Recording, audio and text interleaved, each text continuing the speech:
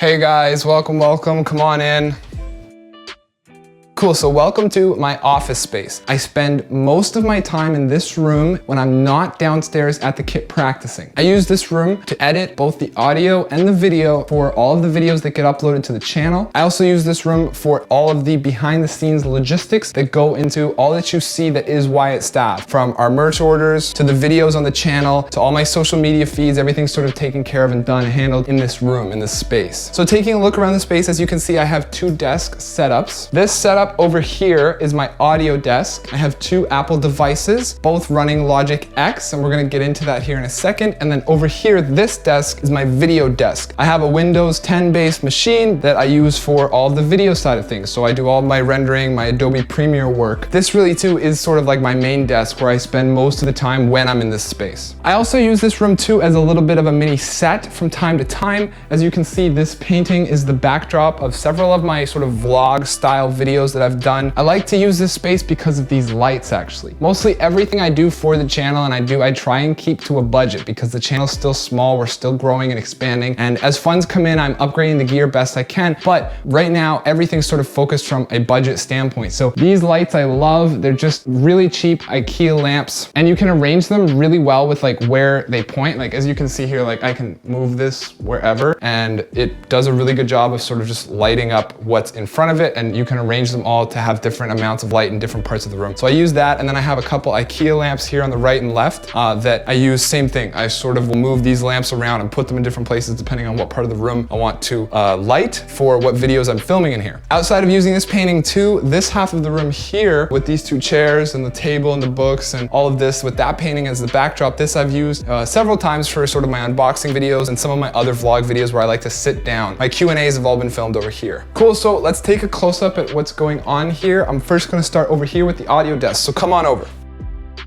So this desk over here, as I already mentioned, audio desk, you can kind of see here on the screen, that's what's going on right now as I talk, as we film this video. This computer setup is capturing the audio for this video when we get done with it. So running through all of the peripherals and the hardware I have here at the desk, it looks like there's two separate Mac builds because I have an iMac and here I have a MacBook. But this iMac I'm actually just using as a monitor for this MacBook. So we'll run through what these look like. As a lot of you probably know from my New Year's resolution vlog, this MacBook is a 2012 MacBook. It has 8 gigabytes of RAM. It has an i7 CPU. It has motherboard integrated graphics. They label it in the actual system though as the equivalent of a GTX 650M. So a very outdated card. Hence the reason why I don't use this computer for video anymore. It's just audio at this point. And the reason it's audio, of course, is because my main DAW right now is Logic X. I haven't made the transition yet to Cubase. I will be making that transition in the future slowly, kind of like I did with iMovie to Adobe Premiere Pro. But in the meantime, I have this desk set up to meet all of my OS X needs when I'm not over there on my main computer and I need to do more audio-based tasks. So coming back to the two computer configuration, the reason why it looks like this, I've become very dependent on multi-monitor setups. I just like to have at least two panels, especially when I'm in audio. I like to have, maybe my mixer open on one and then the actual track timeline on the other, something like that. So what I did was when I upgraded the computer that I use for video, I then took this iMac that I used to use for audio and just left it on the desk and moved the MacBook over, connected them via Thunderbolt cable, and then OS X actually comes with, just in the operating system, a native key command, I think it's Command F2, that allows you to turn any iMac into the monitor for any other Macintosh Apple-based computer. So that's what's going on right now. That's why I'm sort of coming full circle here. That's why this computer is kind of irrelevant in the setup because it's really just a monitor for this MacBook. Everything is being driven and ran off of the MacBook. So that's really that for this desk. Outside of the actual computers, we'll just go through peripherals real quick. As far as audio goes, over here, I have a ART Project Series USB mini mixer that I use as an interface. It is a 1-channel line in, and the reason why I use it is just for single mic audio, kind of like what we're doing right now, just to have a gain stage between the actual microphone and going into the computer, because none of my mics are USB mics, they're all XLR based connections, so I need at least something at this desk that I can just run a XLR into and then convert it to USB to get into the actual DAW. So underneath the ART Project Series mixer, I have this Sennheiser EWG4. This is the wireless bass that I'm currently using using to connect myself to the pack on my hip that's driving this lavalier microphone that's around my neck that you see in a lot of my videos. So this is what the setup kind of looks like as far as capturing that audio. It's really, really simple. My voice is the vocal source, of course. It's getting picked up by the microphone around my neck. That's being sent to that pack. The pack's being sent to this bass. The bass comes XLR out and then XLR into that Project Series mixer, and then that's USB into the computer, into Logic X, and then of course I have my signal flow and everything set up in there for,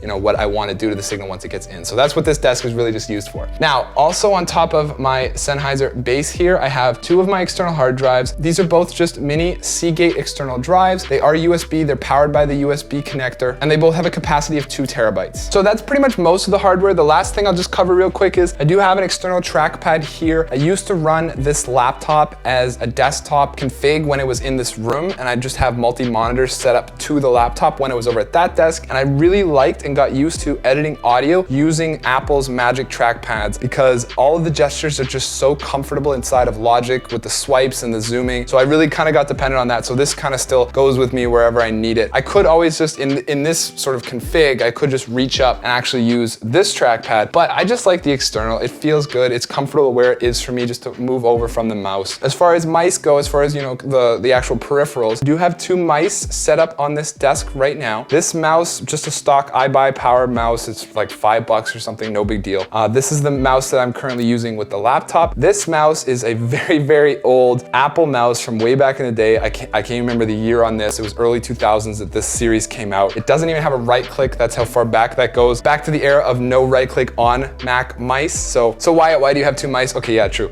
This mouse here is connected to this iMac because sometimes I will Command F2 out of display mode and I'll want to use this as its own computer. I don't have a separate keyboard for it, but just having the mouse there to be able to do some point and click things. If I need anything off of the hard drive in this, or if I want to use it for something as a third unit, I have the option to do that, especially when it comes to powering this up. Because when I shut all of this down at the end of the day, when I'm done and I go to bed kind of thing, when I come back the next day, I have to power this up and then I have to retether the two, and it's a little bit of a process. It's fairly quick now, but it is a little bit of a process, and it's good just to have at least one peripheral attached to it in case I need to do anything when I'm tethering the two together. That's pretty much it for this desk. The last thing I'm gonna mention real quick here is I do have an Insignia USB splitter. This hub runs, I think it's 8, yeah, it runs 8 USB 3 connections. MacBooks notoriously never have any ports on them, so I did have to grab one of these guys just so I could connect my actual interface, all the peripherals, and then of course the hard drives themselves. So moving from left to right here across the room, after this desk, I guess the next thing we kind of come to is this PC here that's driving my main desk. This is a new addition to this room. I got it last week. As the channel has been expanding, as you know, the merch sales have been going up and you guys have been supporting me so well, and as the community grows, we've had a little bit more of sort of funds coming in, more revenue coming in, so I've been able to start upgrading the actual gear that I use for our videos. And as more funds come in and as the channel expands, I will continue to do that until we can get, you know, sort of the absolute best production value out of the videos as possible. But of course, it's just,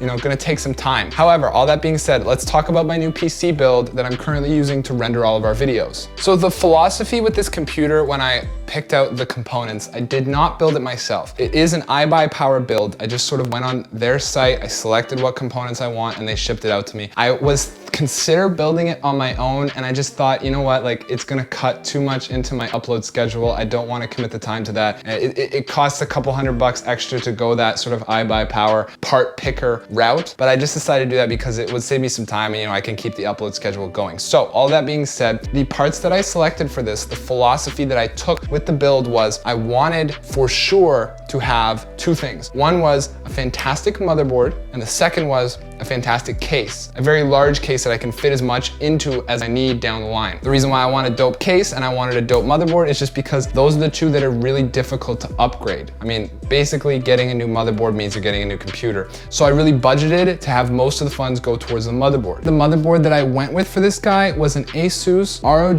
X299 motherboard. The reason why I selected that motherboard was because I wanted to slot Intel chips. I went with an i7 8th generation, but I wanted want to upgrade in the future to an i9, and I needed a motherboard that could slot a bigger CPU like the i9 chip. The i7 I got though was an X series i7 because the X series recently came out with the i9s, and the X series themselves slot into the i9 slots. So I'm good on that front to upgrade it to i9 down the line, like I kind of already mentioned there. The cooling on this guy is just iBuyPower liquid cooling. In the motherboard as well, I do have 8 slots where I can slot RAM cards in the future if I want to upgrade the amount of RAM in the build. Right now I only have 16 gigabytes of RAM. I'm going to upgrade to 32 very soon here. Those 16 gigabytes are composed of just 2 8 gigabyte DDR4 RAM sticks. The graphics card in this build is a NVIDIA RTX 2070. It's got 8 gigabytes of VRAM. I went with a pretty heavy duty card because of course we're using this to render video. Also at the time, iBuyPower had a deal running where if you selected the GTX 1080, which is originally the card I was going to go with, they gave you a free upgrade to the RTX 2070. So of course I just went with that, and because of that too, like gaming on the RTX 2070 so far has been so sweet. And then lastly for this guy, I'll just real quick cover the hard drives. I have 3 hard drives inside. I have 2 mechanical hard drives, both 2 terabytes. And then my main hard drive is a 450, I think it's 450. That might not be exact, 440 something, I think, whatever. 450 gigabyte solid state drive as my main hard drive for this build. So that's the video PC. Let's go check out the rest of the video desk. At this desk, I have connected to the PC as far as monitoring goes. I have another sort of dual monitor setup. These 2 monitors are both off the PC, and then this monitor over here is currently connected to my PlayStation 4, which is chilling right here next to the PC. These monitors honestly kind of suck. They're very cheap monitors, especially the Dell monitor and the Philips monitor. Very old. I've had them for a very long time. The resolution on the Philips monitor is 1080p, but the colors are terrible. It's very whitewashed. I got this actually refurbished for like $100. So again, definitely operating on a bit of a budget. The Dell monitor itself isn't actually full 1080p. I think it's 18 by 9, I can't remember, but it's not quite full 1080p. The colors are a bit better than the Philips, but still not great. Both of these panels on the right and left are really extreme budget panels. The center monitor, the center panel though, is much newer, much more up to date. I use it as the primary monitor. These guys are just to help me sort of on the side. I don't rely on them very much because they don't look as good, especially when I'm doing things like video editing. So the main monitor, I take care of any sort of like color correcting, anything I need to do along those lines because the color is much more accurate on it. It is 1080p because I do all my videos in 1080p. I don't go up to 4K or anything like that. So it's only 1920 by 1080. It's a curved monitor though. It is by MSI. It's technically a gaming monitor because it has a 1 millisecond response time and it is a 144 hertz monitor. These guys here are just Logitech desktop speakers. I don't use them often. I would never mix on them. They color the sound tremendously. There's far too much low end. Yeah, so very dirty sound, but I just use them if I'm chilling at the desk, maybe watching a show on the PlayStation, maybe just playing a game and I don't really care about. That's the other thing too, is because of the way I have the audio run, they don't actually run in stereo. They're currently set to mono. I use the headphones for anything I need to do in stereo and anything I need to do as far as audio editing. But these headphones, these are AKG K121 studio headphones. These headphone monitors sort of go back and forth with me from desk to desk. So when I'm at the audio desk, I'm using them to actually edit the audio. This is what I've used to mix all of my drum covers. And then when I'm at the video desk here, I'll put those guys on when I do any professional work. So when I'm editing the video itself, these are just to throw up if, you know, someone else is chilling or over and I want to throw, let them hear a track and I don't want to give them the headphones, whatever, no big deal. Those, nothing special about those speakers. This guy here, just a Yorkville boom stand with a Shure Beta 58 attached to it. I use this as a talkback mic for Discord or if I ever have calls. I do almost all of my phone calls over Google Hangouts. So whenever I have like a meeting or a call or a conference call or anything, I will take care of it using this mic. Also, you've seen this mic in a lot of my reactions because of where it is at the desk and it's always here. I use it to handle the audio, like the vocal side of things when I do anything, any sort of vlogs that I'm chilling at the desk for. Now, as far as the PC peripherals go for this guy here, as far as the mouse and key set, the key set is a Razer Black Widow 2014 edition. These have Razer green switches in them and it has 5 additional macro keys that I do use and I map based on what software I'm in. The mouse itself is a Razer DeathAdder Elite. It is the Chroma Razer DeathAdder. This keyboard, this Black Widow, is not Chroma. It came out before Razer had launched the Chroma lines. The thing I love the most about Razer products, I'm sure there are other products out there that do versions of this, but I've just have been using Razer for so long, I've got so adjusted to it, and that's the Razer Synapse software. You can get it for free just off the Razer site. light, and it works with any Razer peripheral. The driver, Razer Synapse, that sort of software suite is so fantastic. You can do so many different things with the peripherals. You can custom map every key on the key set and every key on the mouse. Because of that, I do change up sort of my key set based on what program I'm in. So an example of that would just be these macro keys, macro M1 through 5. On M1, I have Command T. If you're a Logic X user, you know that that's to split a region. On M2, I think I have Command B. That was for iMovie. When I was in iMovie, Command B would actually split clips. M4 and M5 are both Command C and Command V, or Control C or Control V, depending on which operating system I'm on. So that's copy and paste. And then the last thing that I'll talk about as far as the desk goes is my favorite part of the desk personally, and that's this guy. This is my Cerwin Vega CVM 1022. I use this as a desktop mixer. I have a lot of external routing running through this mixer, and I prefer to handle all of my audio as external because I'm, more of an audio guy, and I like to just have it outside of the box. I like it all to be right here as much as possible. This is just a mixer though. I don't use this for any of the audio stuff on the audio desk because the setup there is a bit simpler. The reason why I need this too is because I do have several units running on this desk, and I want all the sound to be in the same place. Example of that would be this strip here, channels 7 and 8, is the actual PC audio. This channel strip here, channel 5/6, that guy is my PlayStation audio. And then this one here, 3 and 4, that's just this cable. So I leave this 1/8 of inch cable on the desk so I can plug in like external sources if I ever wanted to. A lot of the time I'll just take it and cable it to my iPad, and then I have this little stand right here that I sort of just prop this guy up on. And that's if I want to add like a 4th panel for whatever's going on. Maybe I'm listening to a podcast off of this sort of little setup, but that cable will run into here, and it's just on this channel strip here, like I said. Channels 1 at the very end here, this guy is to that microphone. So I have the microphone, my iPad, my PlayStation, and my actual desktop audio, my PC audio, all right here. And I can send them to 3 different places. I can send any of those sources at different levels into my headphones. If I want to listen to something on the iPad and I want to play a game on the PlayStation, and then something's going on the PC, or if I just want to have the PC sound effects or something on, I want to have all of that in my ear at the same time. I mean, it's rare that I'm going to run all of those, but if I wanted to, I could just by turning up, whatever, adjusting the levels.